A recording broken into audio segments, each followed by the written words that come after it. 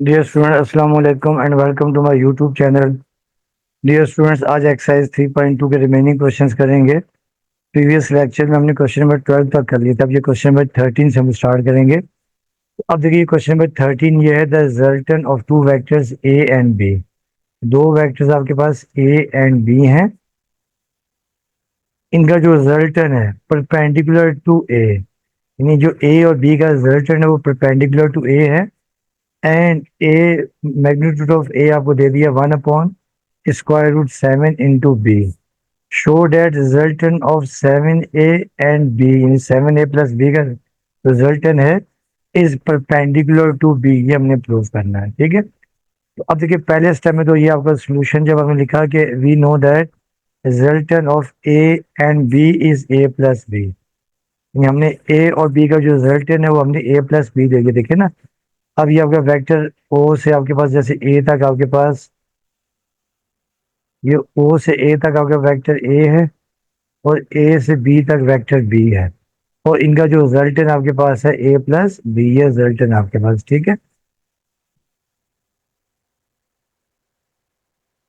तो अब देखें, अब क्वेश्चन में गिवन है कि since resultant of A plus B is perpendicular to A, यानी ए और बी का जो रिजल्टेंट है वो ए के ऊपर परपेंडिकुलर है। तो अब देखिए आपके पास याद आएगा कि ए प्लस बी डॉट ए। आपको याद है कि जब दो वेक्टर्स परपेंडिकुलर हों उनका डॉट प्रोडक्ट होता है जीरो। अब आपने ए प्लस बी का डॉट प्रोडक्ट ए के साथ निकाला है, ठीक है। ए इंटू ए आपके पास आ जाएगा ए स्क्वायर फिर प्लस बी डॉट ए। अब आपको याद होगा कि ए स्क्वायर को हम ए स्क्वायर भी लिख सकते हैं या हम ए मैग्नीट्यूड का स्क्वायर भी लिख सकते हैं, ठीक है। अब क्वेश्चन में गिवन है कि सिंस आपके पास magnitude of A is equal to 1/√बी है, ये गिवन है आपके पास, ठीक है। तो अब हमने यहाँ पर देखिए इस ए स्क्वायर की जगह पर पुट कर दिया 1/√7 मैग्नीट्यूड ऑफ बी का होल स्क्वायर, और प्लस बी डॉट ए। आपको याद है कि बी डॉट ए और ए डॉट बी सेम होता है, इसको हमने ए डॉट बी लिख दिया, ठीक है।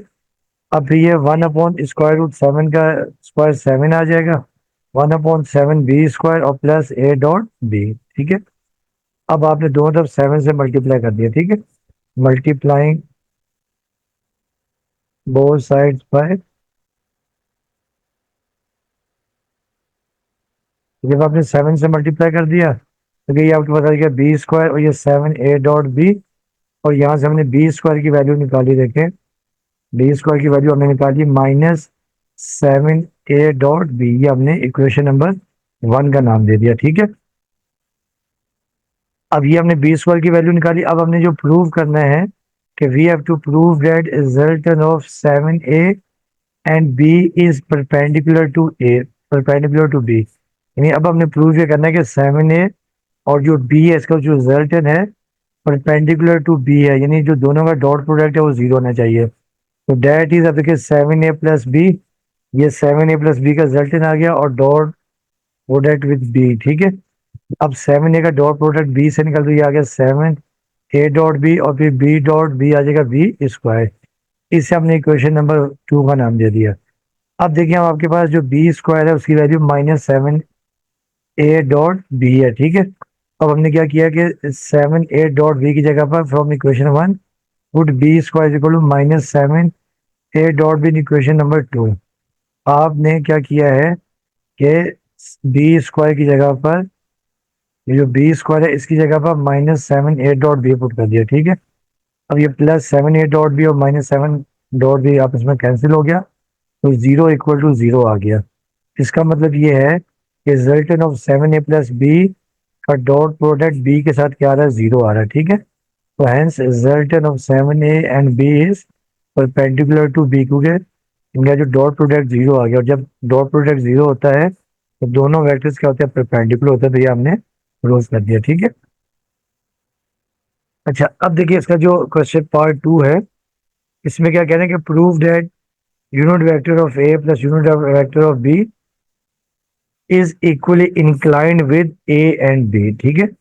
अब हमें ये प्रूव ये करना है कि a unit vector of A plus unit vector of B, इनका जो, यानी ये दोनों वेक्टर जो हैं ये क्या equally inclined with A and B. Equally inclined with with A and B का मतलब ये होता है इक्वल एंगल्स, इक्वल एंगल्स।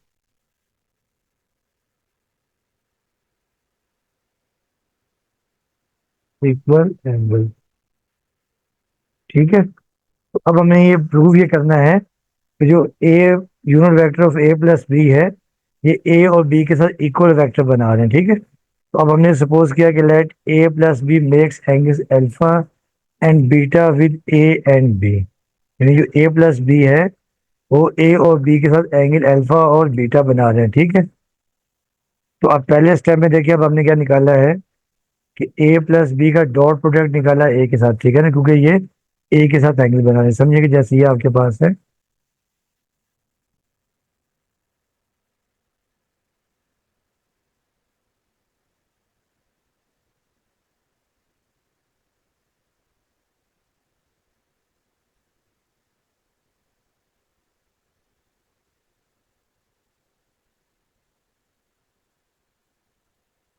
अब देखिए जो आपके पास एंगल बना रहा है, देखिए ये एंगल अल्फा बन रहा है। और ये देखिए जैसे आपके पास वेक्टर बी ए है और ये आपके पास ए प्लस बी है, तो ये आपके पास एंगल बना रहे हैं अल्फा, ठीक है। अब आपको याद है कि जब आप ये डॉट डॉट निकालते हैं तो आपके पास ये आ जाता है कि पहले वेक्टर का मैग्नीट्यूड ए प्लस बी का मैग्नीट्यूड और फिर डॉट ए का मैग्नीट्यूड, ठीक है, ए का मैग्नीट्यूड और कॉस अल्फा। अब यहाँ से हमने कॉस अल्फा की वैल्यू निकाल ली, A plus B dot A over A plus B का मैग्नीट्यूड और फिर ए का मैग्नीट्यूड, ठीक है। अब कॉस अल्फा आप देखिए ए plus B over A plus B dot, इसको मैंने सेपरेट कर दिया, ए अपॉन ए का मैग्नीट्यूड। तो अब आपको याद होगा कि वी नो दैट जो यूनिट वेक्टर होता है ये वेक्टर को उसके मैग्नीट्यूड से डिवाइड करते हैं, ठीक है। तो यहाँ पर हमने उसकी वैल्यू पुट कर दी, देखे ए ओवर ए मैग्नीट्यूड की हमने वैल्यू पुट कर दी यूनिट वेक्टर ऑफ ए। अब हमने ए का यूनिट वेक्टर ऑफ ए का डॉट प्रोडक्ट इन दोनों से निकालना है, ठीक है। तो पहले unit vector of A dot unit vector of A, फिर plus unit vector of B dot unit vector of A, ठीक है। अब unit vector of A dot A आपके पास आ जाएगा ए मैग्नीट्यूड का स्क्वायर और फिर plus B dot A over A plus B magnitude का मैग्नीट्यूड, ए प्लस बी का मैग्नीट्यूड। अब आपको याद होगा कि यूनिट वेक्टर का मैग्नीट्यूड हमेशा वन होता है, we know that magnitude of unit vector is equal to one. Unit vector होता ही वो है कि जिसका मैग्नीट्यूड क्या हो, वन हो, ठीक है। तो यहाँ पे हमने यूनिट वेक्टर की जगह पुट कर दिया वन, वन का स्क्वायर वन होता है और plus a unit vector of A dot unit vector of B over magnitude of unit vector of A plus unit vector of B. इस हमने इक्वेशन नंबर वन का नाम दे दिया। अब हम सपोज कर रहे हैं ये जो एंगल बना रहा है वो आपके पास एंगल बना रहा है बी के साथ, ठीक है।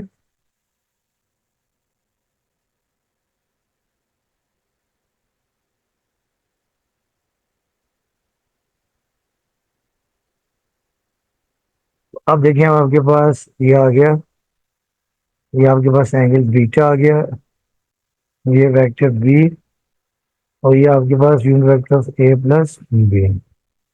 अब ये एंगल बना रहे हैं, ठीक है। अब हमने डॉट प्रोडक्ट निकाला किसका, देखिए ए प्लस बी का डॉट बी के साथ। अब ये आपका डॉट प्रोडक्ट की डेफिनेशन यूज करती है, आपको याद होगा कि वी नो दैट यानी यू डॉट वी आपके पास होता है यू का मैग्नीट्यूड वी का मैग्नीट्यूड ओवर कॉस थीटा। तो यहाँ आपके पास आ जाएगा ए प्लस बी का मैग्नीट्यूड फिर बी का मैग्नीट्यूड कॉस बीटा, और कॉस बीटा की वैल्यू हमने निकाल ली A plus B dot B over A plus B का मैग्नीट्यूड ओवर बी का मैग्नीट्यूड, ठीक है। तो ये cos beta A plus B over A square plus B square का मैग्नीट्यूड आपने सेपरेट कर दिया और बी ओवर बी का मैग्नीट्यूड आपने सेपरेट कर दिया। तो फिर आपको याद होगा कि we know that B cap जो यूनिट वेक्टर होता है वेक्टर बी को उसके मैग्नीट्यूड से डिवाइड कर देते हैं, ठीक है। ये हम उसको वेक्टर को उसके मैग्नीट्यूड से डिवाइड कर देते, आपका यूनिट वेक्टर आ गया, ठीक है। देखिए ये आपके पास आएगा यूनिट वेक्टर ऑफ बी। अब यूनिट वेक्टर ऑफ बी का डॉट प्रोडक्ट निकालना है unit vector of A plus unit vector of B के साथ। देखिए पहले आपने जब डॉट प्रोडक्ट निकाला तो A dot unit vector of B plus B dot B over A plus B का मैग्नीट्यूड, ठीक है। अब देखेंगे ए डॉट बी ऐसे ही आ गया और फिर प्लस बी डॉट बी का हमने मैग्नीट्यूड निकाल लिया ओवर ए प्लस बी का मैग्नीट्यूड, ठीक है। अब आपको पता ही है कि वी नो दैट बी का जो मैग्नीट्यूड यूनिट वेक्टर है ये हमेशा वन होता है, तो यहाँ हमने वन लिख लिया। अब ये unit vector of A dot unit vector of B over unit vector of A plus B का मैग्नीट्यूड, ठीक है। तो ये आपने वन का स्क्वायर वन होता है, तो ये भी आपने कॉस बीटा आ गया one plus unit vector of A dot unit vector of B over magnitude of unit vector of A plus unit vector of B. अब देखिए दोनों आपके पास आ गए हैं बराबर, ठीक है।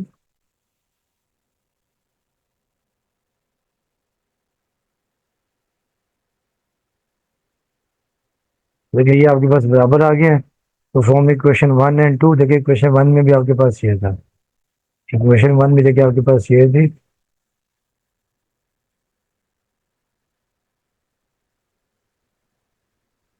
फिर cos अल्फा भी देखिए आपके पास ये था one plus dot product of unit vector of A और unit vector of B over magnitude of unit vector of A plus unit vector of B. तो देखिए दोनों आपके पास बराबर आ गए हैं। तो from one and two cos alpha is equal to cos beta, cos से cos कैंसिल, तो alpha is equal to beta. ये दोनों वेक्टर्स बराबर आ गए, इसका मतलब ये है कि ए प्लस बी जो है unit vector of A plus B, A और वेक्टर ए और बी के ऊपर क्या है इंक्लाइंड है, ठीक है। तो ये आपके पास प्रूव हो गया। अब देखिए क्वेश्चन नंबर आपके पास है 14। क्वेश्चन नंबर 14 में आपके पास ये है, अब फोर्स एफ, फोर्स आपको दे दी एफ, ठीक है। फोर्स आपको दे दी एफ और फोर्स आपको एफ दे दी है, ठीक है। और क्या कह रहे हैं कि force F is equal to 3i - 5j + 7 k newton is applied on a body and moves at a distance of 14 metre, ठीक है।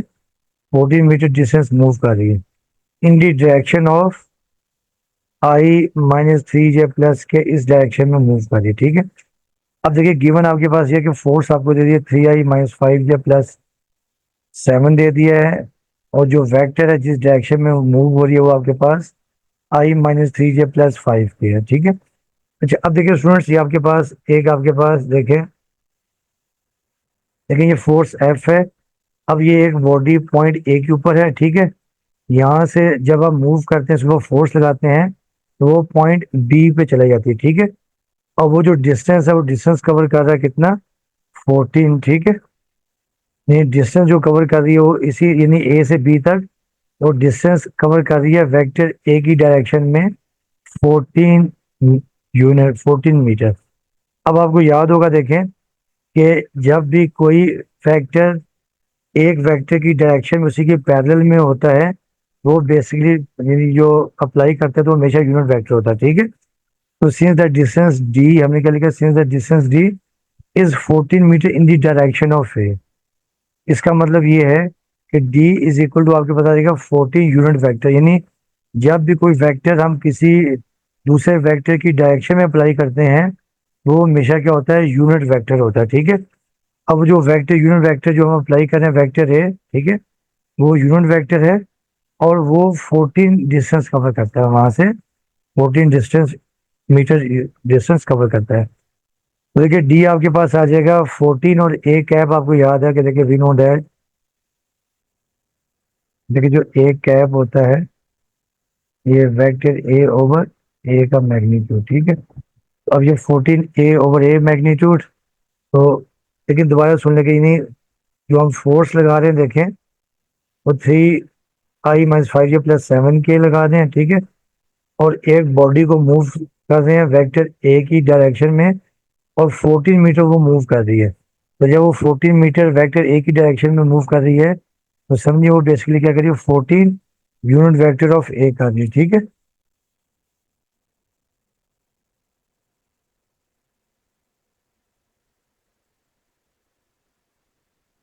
अच्छा ठीक है। तो अब देखिए डी आपके पास आ जाएगा।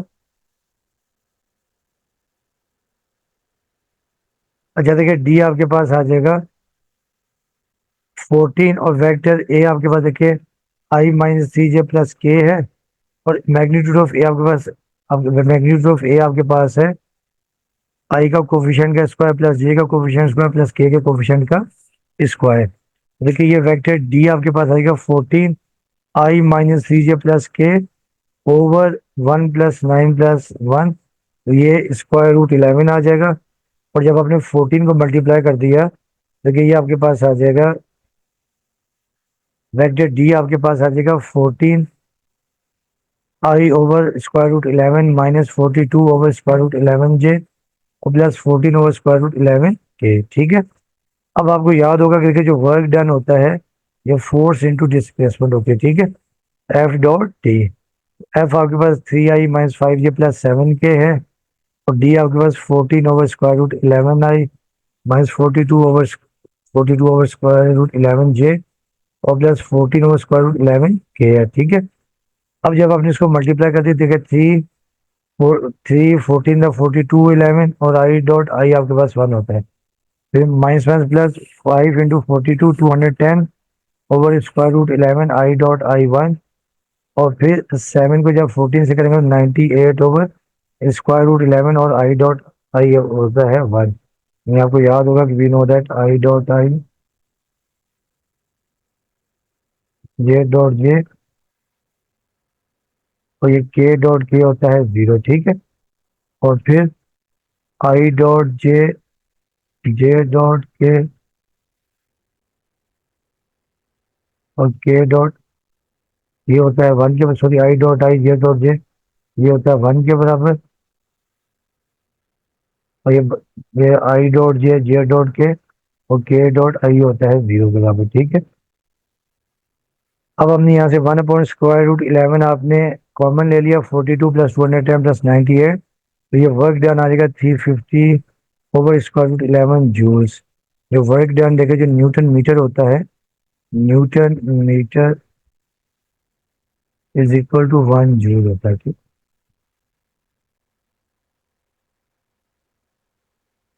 तो ये था आपका क्वेश्चन नंबर 14।